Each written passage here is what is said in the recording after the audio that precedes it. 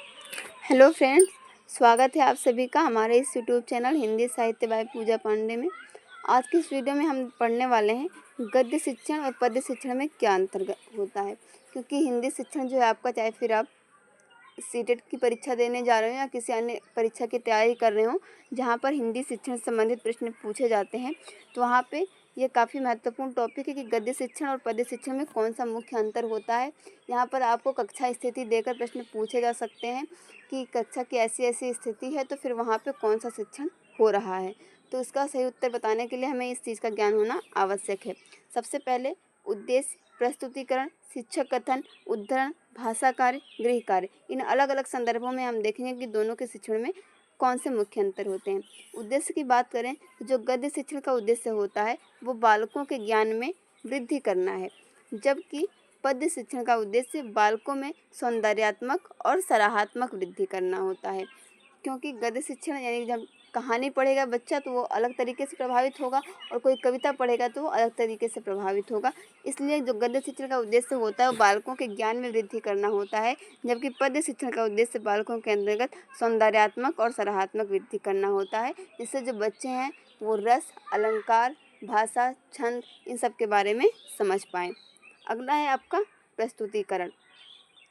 प्रस्तुतिकरण में देखें तो गद्य शिक्षण में हम एक बार आदर्श पाठ करते हैं, फिर एक बार अनुकरण पाठ होता है, फिर सस्वर पाठ होता है और फिर मौन पाठ सम्मिलित होता है। जबकि पद्य शिक्षण की बात करें तो यहाँ पर 3 बार आदर्श पाठ जो होता है वो ताल और लय के साथ किया जाता है, ठीक है। और बाकी यहाँ पर सस्वर, मौन पाठ ये सम्मिलित नहीं होते हैं, बल्कि 3 बार आदर्श पाठ किया जाता है जो कि ताल और लय के साथ होता है।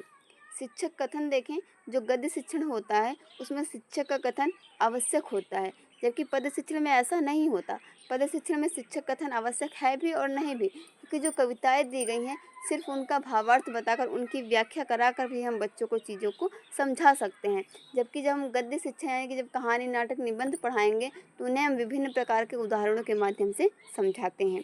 उद्धरणों का प्रयोग, गद्य शिक्षण में हम देखें तो समानांतर उद्धरणों का बहुत कम प्रयोग होता है, जबकि पद्य शिक्षा में देखें जो उद्धरण है उनका प्रयोग अति आवश्यक हो जाता है। उद्धरण चिन्ह आप जानते होंगे, जब विराम चिन्ह की हमने चर्चा की थी पिछली वीडियो में तो हमने बताया था कि उद्धरण चिन्ह क्या होते हैं। तो गद्य शिक्षण में जो होते हैं तो समानांतर उद्धरणों का बहुत कम प्रयोग होता है, जबकि पद्य शिक्षण में जो उद्धरणों का प्रयोग है वो अति आवश्यक हो जाता है। फिर बात करते हैं हम भाषा कार्य की। तो गद्य शिक्षण में अभ्यास हेतु भाषा कार्य अति आवश्यक है, क्योंकि बिना अच्छी भाषा कार्य की हम गद्य शिक्षण में अपना सफलतापूर्वक नहीं कर सकते हैं।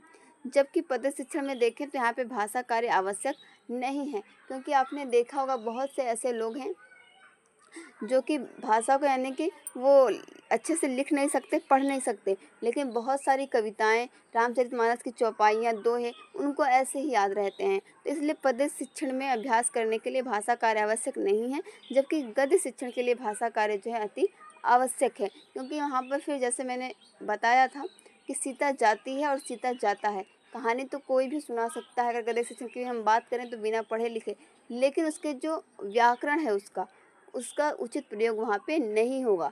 इसलिए गद्य शिक्षण के लिए भाषा कार्य अति आवश्यक है, पद्य शिक्षण के लिए आवश्यक नहीं है।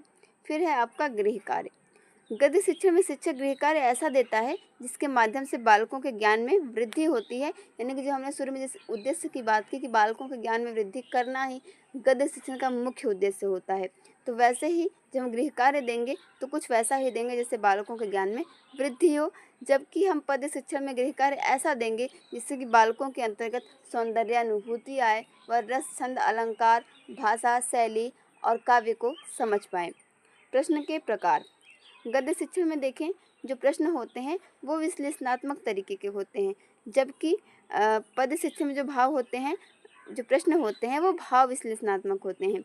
यानी यहाँ पर हम विचार करके प्रश्नों का उत्तर देंगे गद्य शिक्षण में, और पद्य शिक्षण में भाव के अनुसार देंगे।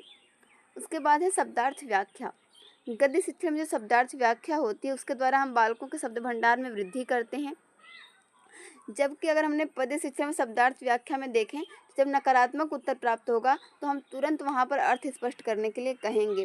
क्योंकि एक अर्थ के बहुत सारे ऐसे शब्द हैं हिंदी के जो कि एक ही शब्द हैं, लेकिन उनका अलग अलग संदर्भों में अलग अलग अर्थों में वो प्रयोग होते हैं।